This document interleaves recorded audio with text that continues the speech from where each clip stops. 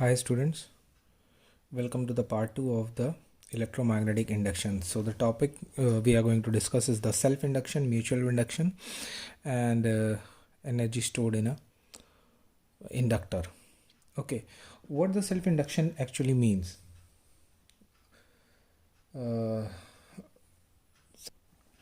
Yes, what the self-induction means? Suppose this is a coil. Okay, this is a coil uh, wound on a cardboard or some plastic.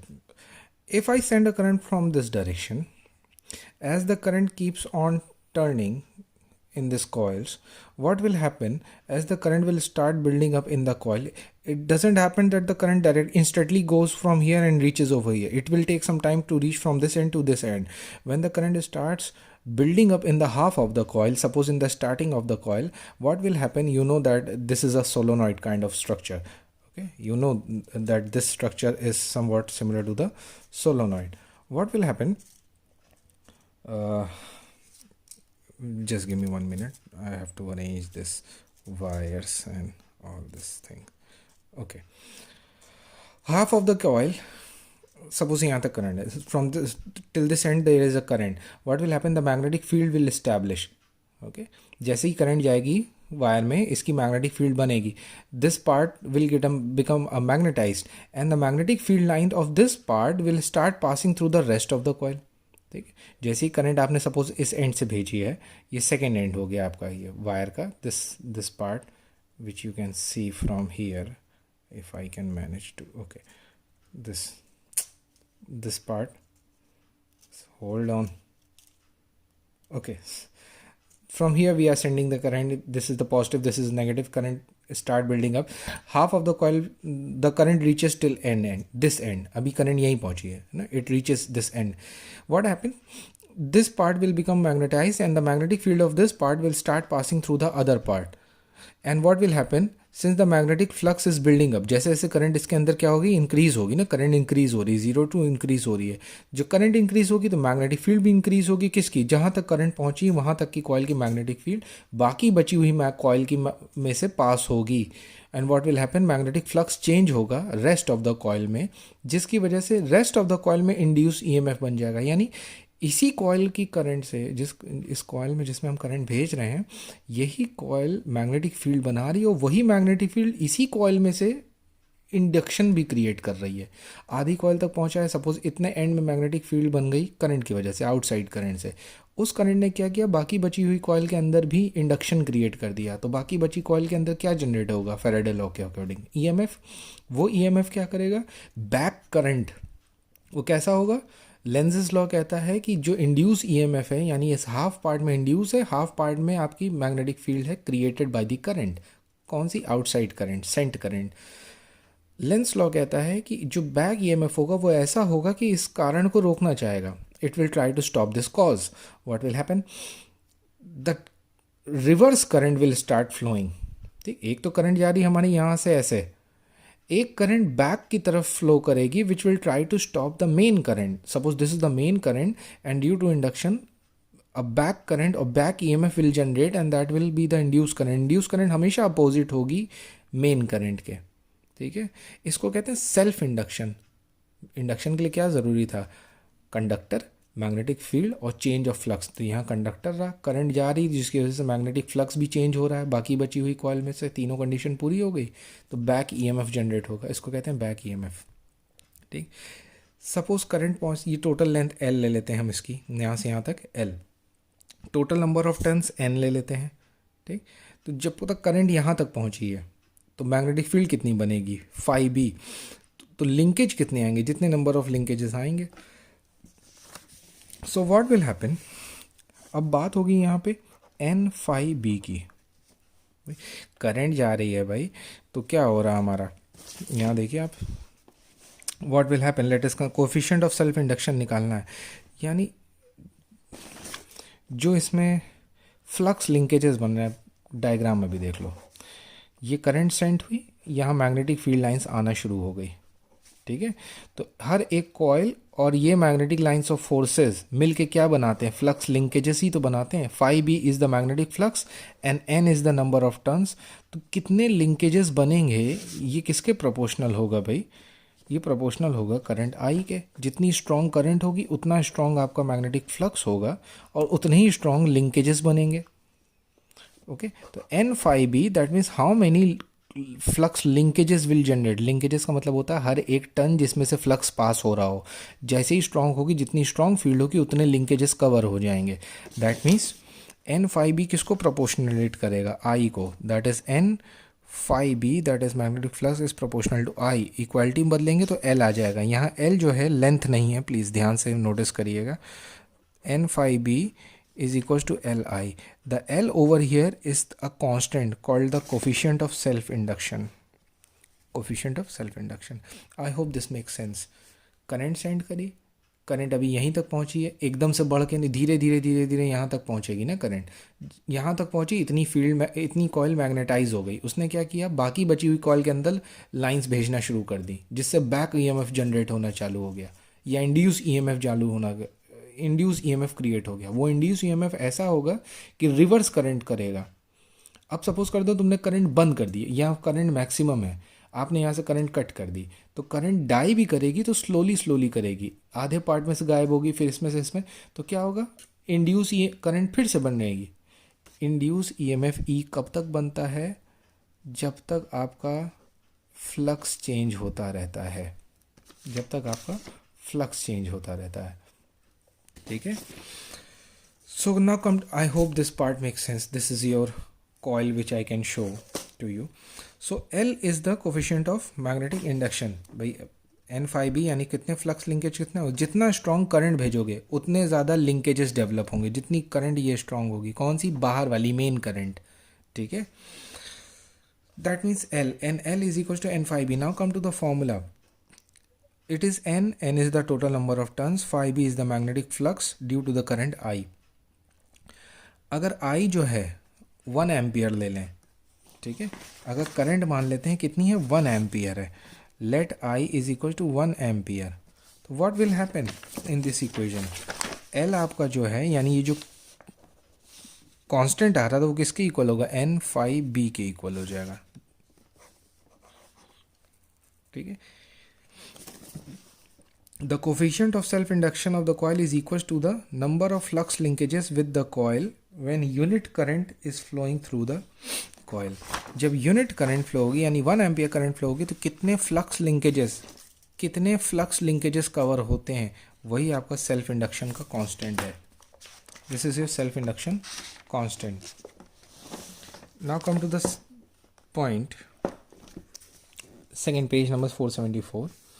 On changing the current through the coil, the back EMF induced in the coil, then by Faraday's law के according क्या था हमारा, induced EMF is equals to negative rate of change of magnetic flux multiplied by the total number of turns, तो minus n d phi by dt sorry I'll take delta phi by delta t, इसको अंदर ले जाएंगे तो क्या हो जाएगा, n phi b भी, ये हमने कहाँ से उठाया, ये आपका आ रहा है पिकअप होके यहाँ से, original Faraday law electromagnetic, E is equals to delta phi by D T था, एन टर्न्स हो जाती तो एन हो जाता था हमारा, वहाँ से हमने पिकअप किया है।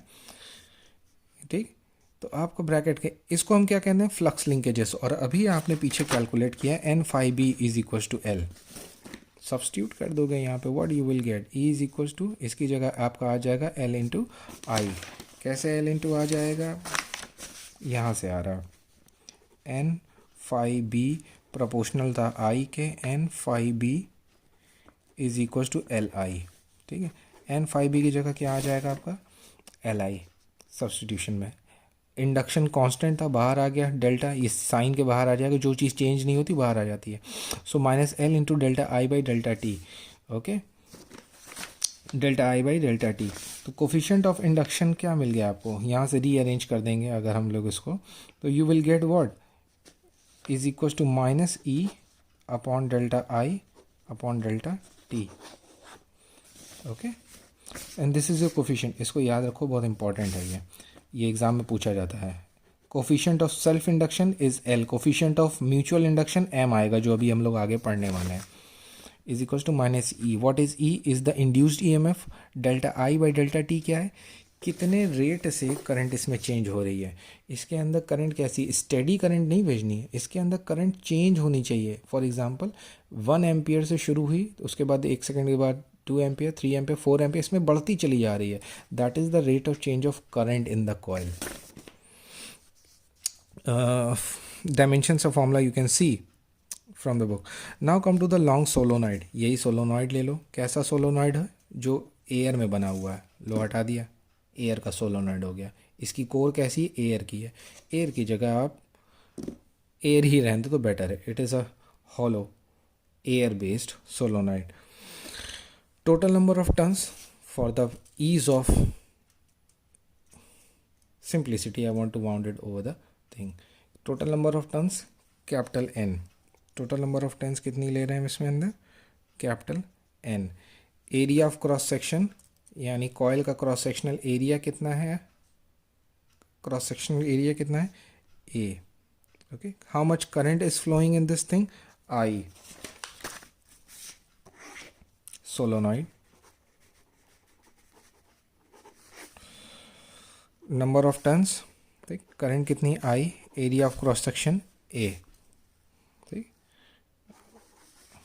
Diagram is already what the need of diagram if the whole solenoid is in front of us. Okay.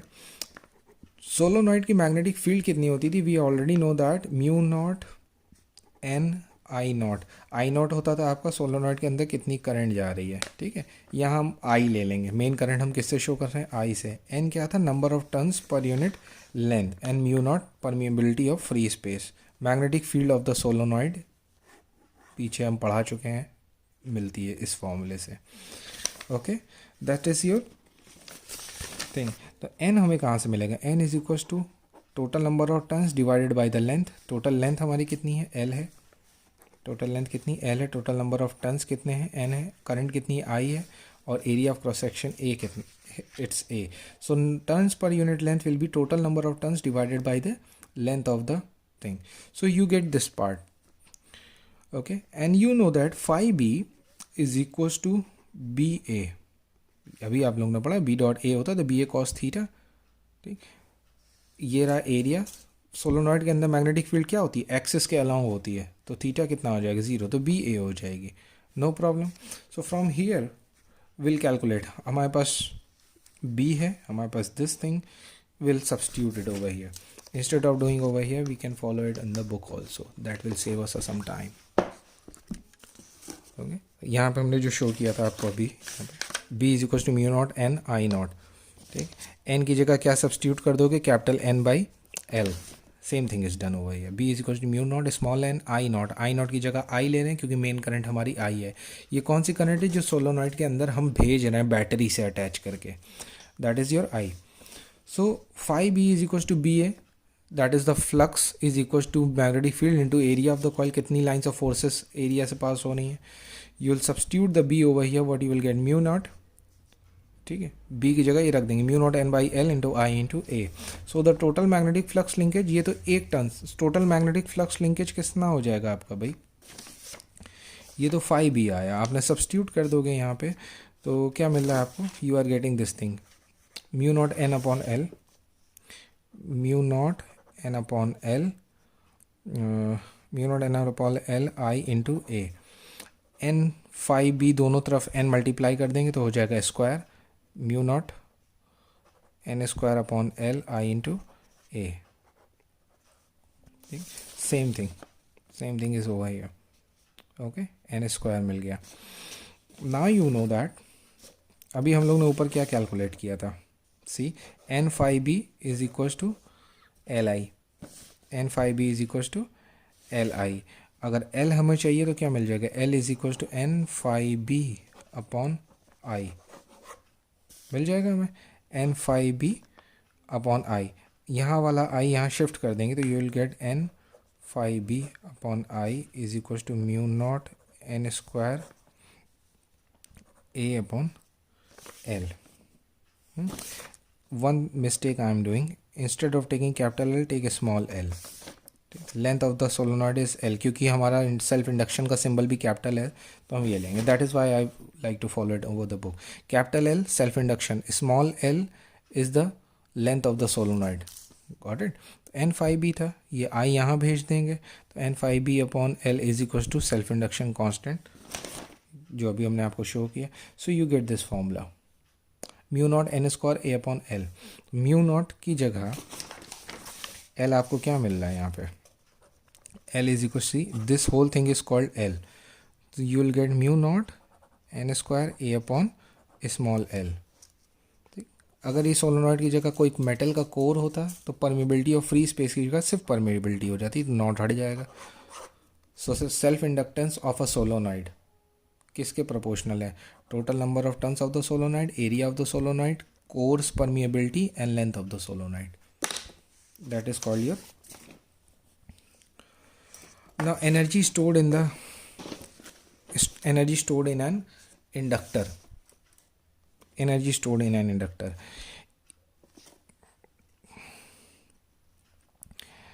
EMF generated in a coil. अभी हम लोग ने फॉर्मूले में यहाँ पीछे डिराइव किया है. If I shift the page a little bit, see ये हम लोग ने डिराइव किया था. L is equal to minus E D by T T और E is equal to minus L delta I by delta T. ये कौन सा केस था, सेल्फ इंडक्शन का था. ठीक है, सेल्फ इंडक्शन के केस में हमने ये फॉर्मूला डिराइव किया, अभी डिराइव किया है. ठीक है, ओरिजिनल फॉर्मूला हमारा वही था, फैराडे लॉ से चले थे, minus N D phi by D T. N को अंदर भेज के एन फाई बी जो हमारा हो जाता था वो एल आई की इक्वल होता था. एल आई रखते थे तो फिर L I upon I T आ सकता था. See as soon as we if you can follow it in English, I want to teach it in English, the complete thing. Okay, so E is equals to minus minus capital N into delta phi B upon delta T. This whole thing we have already derived. I told you, remember this formula, L is equals to minus E. So what will be the E? E will be equals to your minus L delta I by delta T. Now you have to remember two formulas. Back EMF is equals to, back EMF, it is the induced EMF is equals to minus d phi b. Please forget about d. I like to remember in the differential form, d phi b by dt. And the second, E is equals to minus L di by dt. Actually this is the main formula and this is derived for the particular coil with self induction L. So to calculate the energy stored in an inductor, we'll use the second formula, this one. Okay, so what you will get, E is equals to minus L di by dt. Okay, we get the current.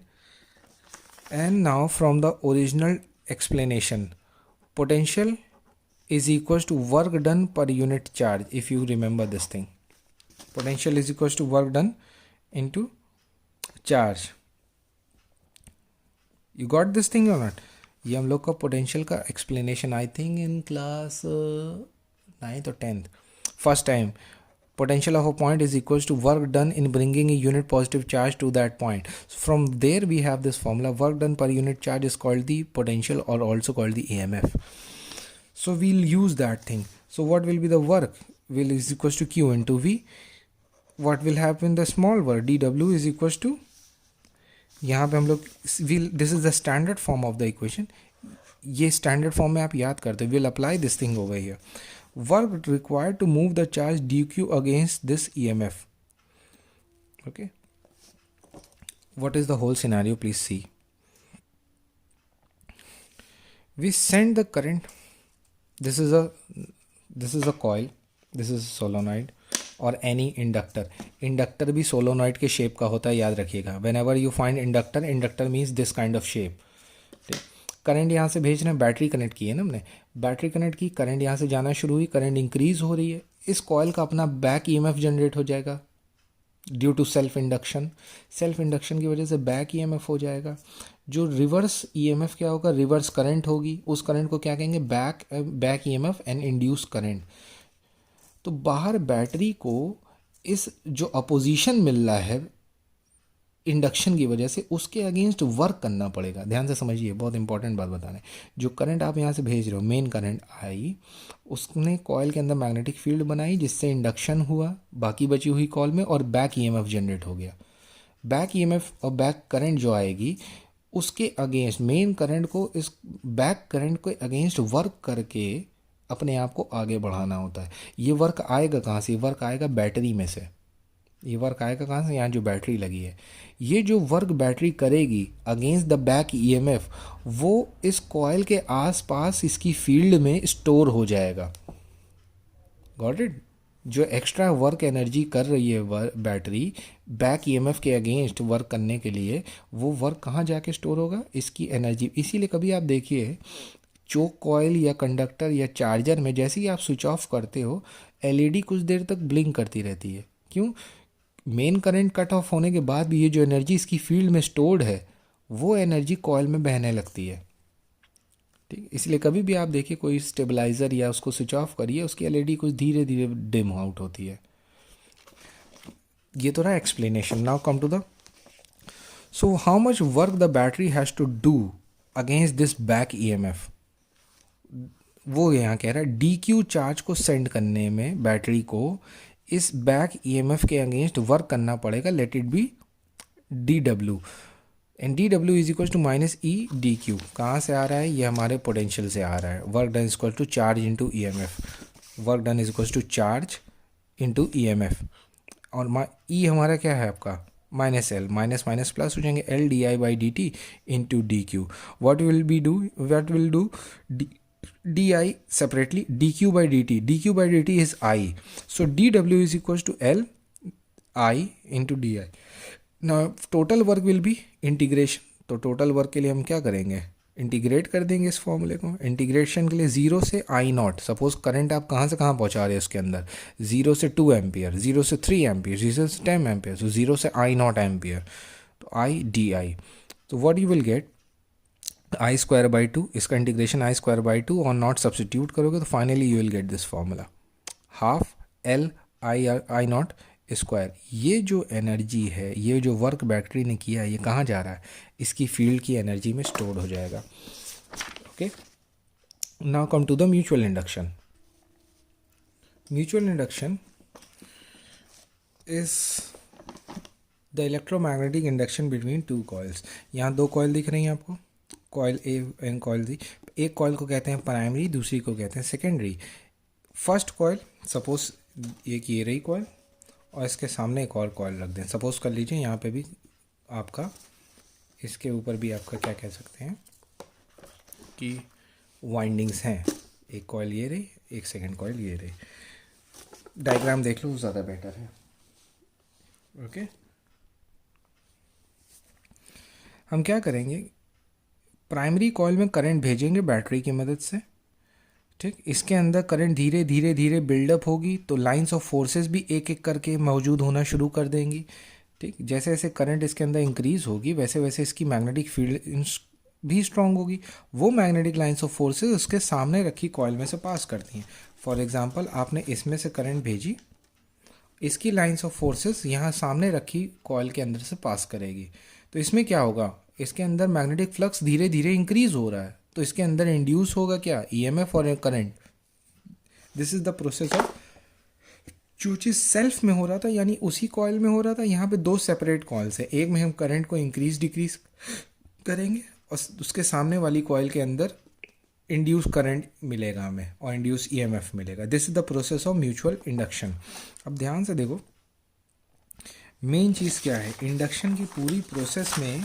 Main चीज़ है आपकी ये N∅B। ठीक है, magnetic flux link to the coils, how many turns, इसको कहते हैं flux linkages, बार बार पढ़ा चुके हैं अभी भी। ठीक है, तो सेकेंडरी कॉइल को हम कह रहे हैं 2, फर्स्ट प्राइमरी को कह रहे हैं 1, जिसमें हमारी बैटरी अटैच है, दैट इज़ द प्राइमरी, जो सामने रखी है जिसमें कोई बैटरी नहीं है, देखिए सिर्फ गैल्वेनोमीटर है टू चेक द करंट, उसको कहते हैं सेकेंडरी। हमें सेकेंडरी में इंड्यूस्ड ईएमएफ मिलेगा, इंड्यूस करंट मिलेगा, किसकी वजह से? प्राइमरी में चेंज होने वाली करंट की वजह से। ठीक है, तो सेकेंडरी में टोटल नंबर ऑफ टर्न्स है N2, उसमें से पास होने वाला फ्लक्स हो जाएगा हमारा φ2। ये किस पे डिपेंड करेगा? करंट पे। किसकी करंट पे? प्राइमरी की करंट पे ना भाई। इसके अंदर कितने फ्लक्स लिंकेजेस बनेंगे? फ्लक्स लिंकेज मतलब हर एक टर्न जिसमें से मैग्नेटिक फ्लक्स पास हो जा, तो जितनी ज़्यादा लाइंस ऑफ फोर्सेस पास होगी उतने लिंकेजेस बनते चले जाएंगे।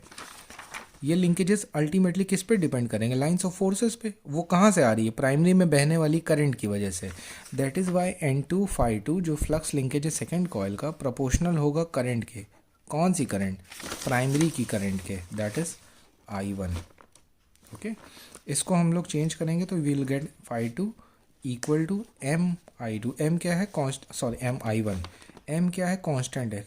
कांस्टेंट क्या है? Coefficient of mutual induction. यहाँ म्यूचुअल इंटरेक्शन में बिटवीन प्राइमरी एंड सेकेंडरी, तो यहाँ एम आ रहा। वहाँ अपनी ही कॉइल थी तो सेल्फ इंडक्शन था। I hope you understood. जितनी स्ट्रॉन्ग करंट होगी चेंज इसके अंदर प्राइमरी में, उतनी ज़्यादा फील्ड बनेगी और वो फील्ड सेकंड से पास होगी, यानी उतने ज़्यादा लिंकेजेस बनेंगे सेकंड में। तो N2 φ2, यहाँ प्लीज़ कंफ्यूज मत होइएगा, N1 N2 कई बार चेंज होगा।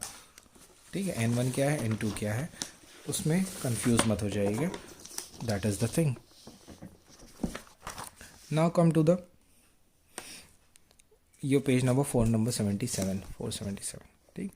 N2 φ2 क्या है? Flux linkages of the primary coil, sorry secondary coil. दूसरी कॉयल का M2 φ2 क्या है? Prime secondary coil. ये रही प्राइमरी N1, ये आपकी 1 है, और इसके सामने जो सेकेंडरी रखी है ये 2 है। ठीक। N2 φ2 proportional to I1 N2 φ2 M। यहाँ तक तो हम लोग ने देख चुका। What is M? ठीक, इस फॉर्मूले में देखिए M क्या होगा फिर आपका। M is your N2 φ2 upon I1। ठीक। N2 φ2 क्या? Flux linkages in the secondary. ये है टोटल नंबर ऑफ टर्न्स कितने हैं इसके अंदर? N2। ये इसके फ्लक्स लिंकेजेस। अगर करंट हमारी I1 1 एम्पियर है, then the coefficient of mutual induction of two coil is equals to the number of magnetic flux linkage in one coil, that is the secondary, when a unit current flows in the primary coil. Got it? Now see the formula, very basic formula. E2 यानी secondary में EMF कितना generate होगा उसको कहेंगे E2 is equal to minus N2 change in the flux of the secondary. ये कहाँ से आ रहा formula? E is equal to minus N phi, what I am writing, E is equal to minus N d phi by D t लिखते थे। D please, D की जगह delta interchange होता रहता है। ठीक है, तो यहाँ हम किस में जनरेट हो रहा है इंड्यूस EMF? सेकेंडरी में, तो 2 आ गया। तो सारी चीज़ें 2 की रहेंगी ना। Rate of change of flux in the secondary coil, that is the φ2 upon T, delta φ2 by delta T. ठीक, एन को अंदर ले जाएंगे तो डेल्टा N2 φ2, और डेल्टा जैसे ही अंदर जाएगा ये किसके इक्वल है? N2 φ2 MI1 के इक्वल है। See substituted over E2 is equal to minus delta M1I1। M1I1 कहाँ से आ रहा है? यहाँ से आ रहा है इस फॉर्मूले से। M कांस्टेंट है, बाहर आ जाएगा माइनस I1 अपॉन IT। ये फॉर्मूला बहुत इंपॉर्टेंट है, यहाँ ध्यान से देखो। Induce EMF in the secondary, 2 का मतलब सेकेंडरी, डिपेंड किस पे कर रहा है? प्राइमरी I1 की करंट पे।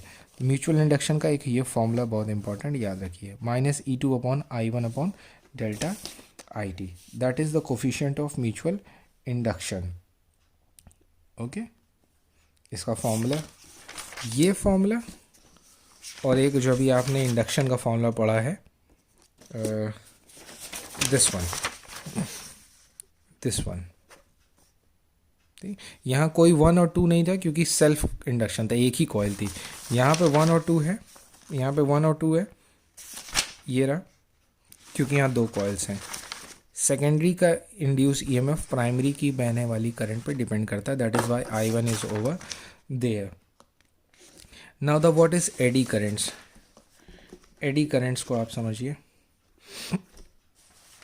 ये तो हम लोग कॉयल ले रहे थे ना। ठीक है, कॉयल की जगह पूरा एक ये मेटेलिक प्लेट है, इसमें से मैग्नेटिक फ्लक्स पास हो रहा है।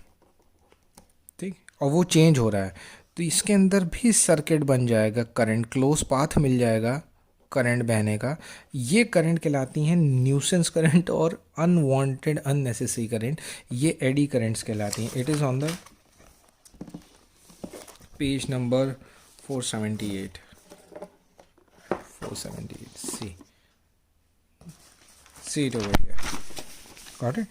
Eddy currents. This is what? This is conduct. ये यहाँ पे मैग्नेटिक फील्ड थी, देखना है मैग्नेटिक फील्ड. अब इसको, इस पूरे एरिया को बाहर खींच के ले जाओ.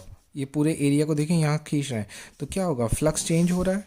भाई हमने यहाँ पे कैसे शो करना है, ये मैग्नेटिक फील्ड है सपोज कर लीजिए, इस एरिया पे ये रखा कंडक्टर. अब इसको हम खींच रहे हैं तो इसके अंदर से फ्लक्स चेंज हो रहा है. फ्लक्स चेंज होगा तो इसके अंदर करंट फ्लो होगी. उस करंट को कहते हैं एडी करंट. और वो क्या करती है, सिर्फ हीट क्रिएट करती है. Got it? That is creates a heat. जो आपका इंडक्शन कुक टॉप देखते हैं आप किचन में आजकल, that is based on the eddy current and there are many application. इस एडी करंट्स को कम कैसे किया जाता, बाय टेकिंग लैमिनेटेड मतलब instead of taking one metal sheet, we'll take very slices of metal pieces and paint them with some insulation paint or some kind of material. That is called laminated iron core in case of primary transformer, secondary ways the transformer. This one topic is left, that is mutual induction of a two long coaxial solenoid. Long coaxial solenoid का मतलब क्या है according to your book? ये एक coil है, ठीक. इसके ऊपर वायर लेके अगर एक कॉइल वाइंड कर दें तो एक के ऊपर एक दो कॉइल्स हो जाएंगी. उसको क्या कहेंगे, को एक्सियल. यानी दोनों कॉइल्स का एक्सिस सेम रहेगा क्योंकि एक ही कोर के ऊपर लपेटी गई हैं. समझ में? वैसे ही कुछ यहाँ पे हो रहा है. फिगर नंबर 13 पे एक कॉइल है प्राइमरी और ये देखिए ऊपर से दूसरी आई है, उसको कहते हैं सेकेंडरी. ये केस होता है आपका ट्रांसफार्मर का, ठीक. ये कॉइल आपने वाइंड करी, इसके ऊपर आप क्या करोगे, एक और कॉइल लगा देते हैं. ये तो हमारा वन एंड सेकेंड एंड एक कॉइल का हिस्सा, ठीक. इसके ऊपर एक और कॉइल लगा देते हैं तो वो हमारी क्या हो जाएंगी, को एक्सियल कॉइल्स हो जाएंगी. एक कॉइल ये रही, इसके ऊपर आप ऊपर से वायर ला के एक कॉइल और लगा दो तो ये क्या होगी, दोनों कॉइल्स को एक्सियल. इसका बेटर डायग्राम यहाँ पे मिलेगा, ठीक. तो व्हाट विल हैपन, दोनों का लेंथ जो हम ले रहे हैं सेम है, एल. दोनों की लेंथ कितनी है, सेम है, ठीक. इसी के ऊपर दूसरी ही गई है ये, तो ये हो गई हमारी प्राइमरी जिसमें जाएगा, ये प्राइमरी है. इसमें करंट कितनी जा रही, I1, ठीक. उसके ऊपर जो चल रही है वो सेकेंडरी. लेंथ कितनी है इसकी, एल है. यहाँ पे ये चल रहा है तो सोलोनॉइड ही है. सोलोनॉइड की मैग्नेटिक फील्ड मिलती है कितना है, mu naught N I not, original formula. अब ये किसकी मैग्नेटिक करंट किस में भेज रहे हो, यहाँ बैटरी लगा दी तुमने, प्राइमरी में भेज रहे हो तो प्राइमरी में करंट कितनी जा रही, I1. तो इसकी वजह से यहाँ मैग्नेटिक फील्ड लाइंस आ जाएंगी. कितनी आएगी, म्यू नॉट एन क्या हो गया आपका, suppose total number of turns कितनी है, कैपिटल एन. तो क्या हो जाएगा आपका कैपिटल N1, क्यों, क्योंकि प्राइमरी की बात हो रही है. N1 upon length L. और करंट किसकी लेंगे, प्राइमरी की लेंगे. बेसिक फंडामेंटल आप समझिए. We are sending the current in the primary, ठीक. I1 किस में गई, प्राइमरी. तो इसकी मैग्नेटिक फील्ड बन गई B. ये फील्ड किस में से पास हो रही है, सेकेंडरी में से. तो इंड्यूस करंट किस में मिलेगी, सेकेंडरी में मिलेगी. Got it. तो हमें क्या बचाइए भाई, फील्ड कौन बना रहा है, प्राइमरी कॉइल. कितनी फील्ड बनाएगी, इतनी फील्ड बनाएगी, ठीक. ये फील्ड, यहाँ का एरिया ऑफ क्रॉस सेक्शन कितना है, A, ठीक. तो फ्लक्स कितना बनेगा दूसरे में, ध्यान से देखिए. फ्लक्स किसकी, सेकेंडरी में, φ2. इंडक्शन किस में मिल रहा है, सेकेंडरी में. ये सेकेंड कॉइल है, ये फर्स्ट कॉइल है. तो इसका φ2 यानी इससे पास होने वाला फ्लक्स कितना होगा, B इंटू A. B आपकी कितनी आ रही है, mu naught N1 upon L I1A, mu naught N1 L I1A, ठीक है. अभी आपको पता है कि see area of cross section pi R square is the secondary almost same. Second coil just उसके ऊपर टाइटली बाउंड है तो दोनों का area of cross section almost same है. तो बाय डेफिनेशन अभी आपने पीछे देखा था, mutual induction was equals to N2 φ2 upon I1. Just derive किया। ये भी क्या, दो कॉइल्स एक के ऊपर है ना, there is a mutual interaction. ये फॉर्मूला जस्ट आपने प्रीवियस देखा है, N2 phi2 अपॉन I1। तो पुटिंग phi2, ये जो phi2 हम लोग ने कैलकुलेट किया है इसको यहाँ पे सब्सटीट्यूट कर देंगे। What you will gate, N2 upon I1, ठीक, N2 अपॉन I1 ऑलरेडी है, phi2 की जगह पे ये चीज़ें सब्सटीट्यूट कर दो। तो फाइनल म्यूचुअल इंडक्शन क्या मिलेगा आपको, म्यूचुअल इंडक्शन क्या मिलेगा आपको हमारे इस फॉर्मूले से अगर देखिए, ये हम लोग ने कैलकुलेट किया phi2, ठीक, ये phi2 यहाँ सब्सटीट्यूट करेंगे तो N2 अपॉन I1 ऑलरेडी है, phi2 सब्सटीट्यूट कर देंगे। phi2 क्या मिलेगा हमें, म्यू नॉट था, N1 है, स्मॉल l है, I1 है, a है। इसको बहुत अच्छे से थोड़ा अरेंज कर देंगे तो mu naught N1 N2 I1a upon l, ठीक है, I1a upon l। But N2 upon, sorry, हम लोग ने क्या सब्स्टिट्यूट किया है, ये चीज़ सब्स्टिट्यूट करी है ना, N2 अपॉन I1 पहले से था और यहाँ पे हम लोग ने सब्स्टिट्यूट कर दिया है, ये पूरा I1 कैंसिल हो जाएगा तो I1 मेन फॉर्मूले में भी नहीं रहेगा। तो म्यू नॉट N1 N2, ये E नहीं है L है, please forget about it. Main screen पे जाइए, phi2 कैलकुलेट किया, mu naught N1 upon L I1a, original formula mutual induction का होता है N2 phi2 upon I1, substitute करने पे हमें क्या मिला, this thing, okay, this thing, ठीक, गॉट इट। यहाँ फाइनल क्या हो रहा है, N1 है, L है, तो N1 अपॉन L क्या हो जाएगा, नंबर ऑफ टर्न्स पर यूनिट लेंथ, तो स्मॉल एन से शो करने लगते हैं। This is the mutual induction of a two long coaxial solenoid. So eddy currents भी हम लोग ने पढ़ लिया और solenoid. Just on the exact same principle on which just I have taught in figure number 13, two coaxial long solenoids. In place of solenoids means coaxial means एक ही core के ऊपर दो कॉइल्स वाइंड की गई हैं। इसी प्रिंसिपल पे transformer work करता है, ठीक है। ट्रांसफार्मर में भी क्या होता है आपका, one coil which is called primary coil, ये रहा आपका कोर, और इसी के ऊपर सेकेंडरी कॉइल वाइंड करते थे which is called secondary coil. But diagram में शो करने के लिए हम क्या करते हैं, दिस इज़ कॉल्ड प्राइमरी, ये रही कोर, और ये रहा आपका secondary, forget about this line, secondary. Transformer work करता है आपका V1 VP, that is voltage on primary upon voltage on secondary is equal to number of turns, कितनी टर्न्स हैं यहाँ पे, number of turns in primary upon number of turns in secondary. दूसरा method, अगर ये कॉइल 1 है, ये coil 2 है, तो हम कह सकते हैं V1 upon V2 is equal to N1 upon N2। Clearly अगर हमारा सेकेंडरी पे टर्न्स ज़्यादा है, सपोज 1:10 का रेशियो है, हर एक टर्न के लिए 10 टर्न्स हैं हमारे सेकेंडरी पे, तो by this formula you can see V1 N2 is equal to V2 N1।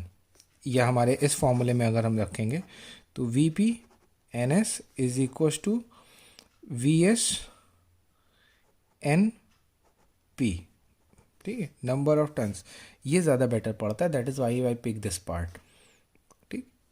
N2 हमारा कितना 10 है, N1 कितना 1 है, तो हम क्या करेंगे, C V2 is equal to 1, यानी जो सेकेंडरी पे वोल्टेज मिलेगा वो 10 टाइम्स वोल्टेज है किसका, प्राइमरी का, ठीक है, यानी वोल्टेज को बढ़ा दिया गया, स्टेप अप कर दिया गया। Similarly V1 upon V2 is equal to N1 upon N2।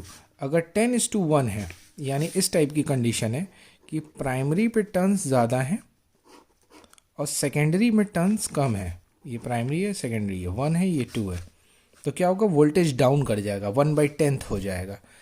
Principal क्या है, transformer works on the principle of mutual induction. It is used to step up or step down the voltage.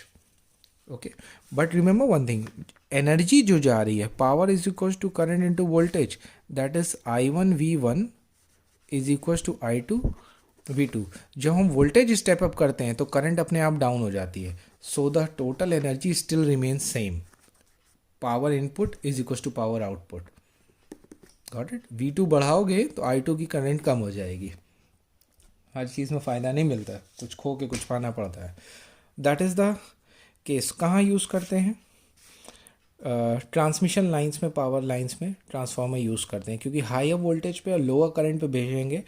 ये होती power supplied और ये होती P is equals to I square R. ठीक है, तो करंट जितनी कम होगी ट्रांसमिशन लाइन के रेजिस्टेंस में उतना कम वेस्टेज होगा, इसलिए वोल्टेज बढ़ाते हैं और करंट कम कर देते हैं। That is the fundamental of transmission of power and transformers. So this is all about the mutual induction chapter. Thank you.